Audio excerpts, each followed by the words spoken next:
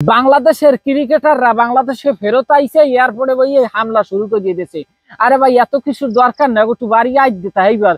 হেরা চিন্তা করছে কি, যারা আসলে এয়ারপোর্টে কিছু দর্শক যাইয়া দুই কুলে সারিবদ্ধ খাড়াই রয়েছে, যে এয়ারপোর্ট দিয়ে বাইরে হইছে আমাদের শান্তর বাচ্চা পাপন কাকু, দেখা যায় আমাদের যে লিটন বাবা, মিল্লি জিল্লি কি বাংলাদেশের ক্রিকেটার যারা ছিল, প্রত্যেকের উপরে দেখা যায় আতঙ্কিত ভাবে বাংলাদেশের কিছু সংখ্যক দর্শক যাইয়া হাদের উপর দেখা যায় বিভিন্ন ভাবে এই আঘাতপ্রাপ্ত করার চেষ্টা করছে, যদিও এখানে পুলিশ গার্ড ছিল ওই রকমের তাদের গায়ে পড়ে নাই।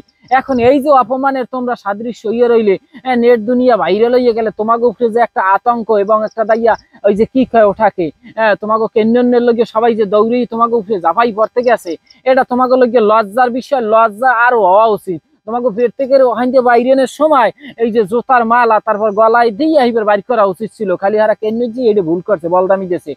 উচিতটা ছিল হইলে তোমাদেরকে সুন্দরভাবে সংবর্ধনা দিয়ে ওই যে মালা দিয়ে জোতার মালা দিয়ে গলায় তোমাদেরকে বরণ করিয়ে বাংলাদেশের মধ্যে আবার আনা উচিত ছিল। এখন তারা ভুলটা করছে, এই নিয়ে তোমাদেরকে দেখা যায় ওসাইটি গেছে, ওসাইট গেছো কি লেগে, তোমাকে কি খাইলেই কাম নাই?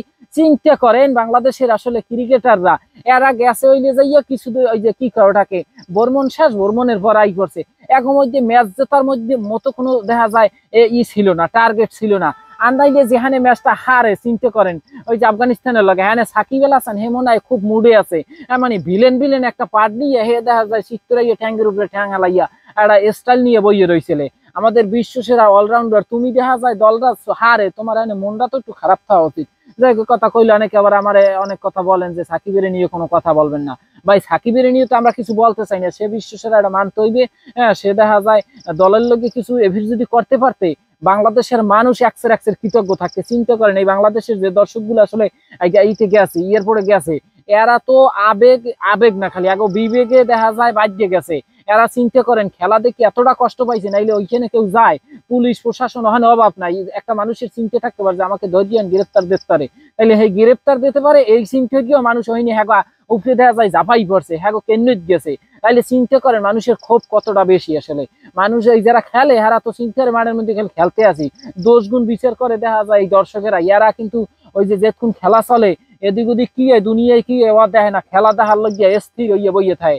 হ্যাঁ, তাইলে এরা এগো মধ্যে একটা আবেগ বিবেক ভালোবাসা কাজ করে, এগুলাকে এগো যে কষ্টটা খেলার মধ্যে মনে হয় নাই। হ্যাঁ, অনেকে দেখেন না খেলার পর কাঞ্জিয়ে দিয়েছে গ্যালারিতে বইয়া, আসলে কে কিল লিখে দেখা যায় ওই বাংলাদেশ জিতলে লাফা মোরা, হারলে লাফা ওই কান্নু মোরা।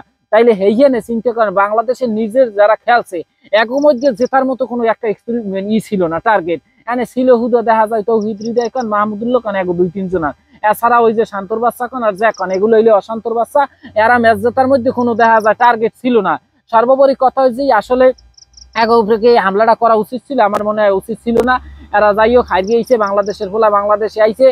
আমাদের তো টার্গেট নেক্সট বিশ্বকাপ, এবছর বিশ্বকাপ দিয়ে আমাকে দরকার নাই, যে তামাইতে হয়েছে এই তামাইতি, এ নিয়ে আর কোনো কথাবার্তা হইবে না। বাংলাদেশের ফোলাফান ঘরে আইছো, একসে সুন্দর বউ বাচ্চা লইয়া সংসার শুরু করিয়ে দাও।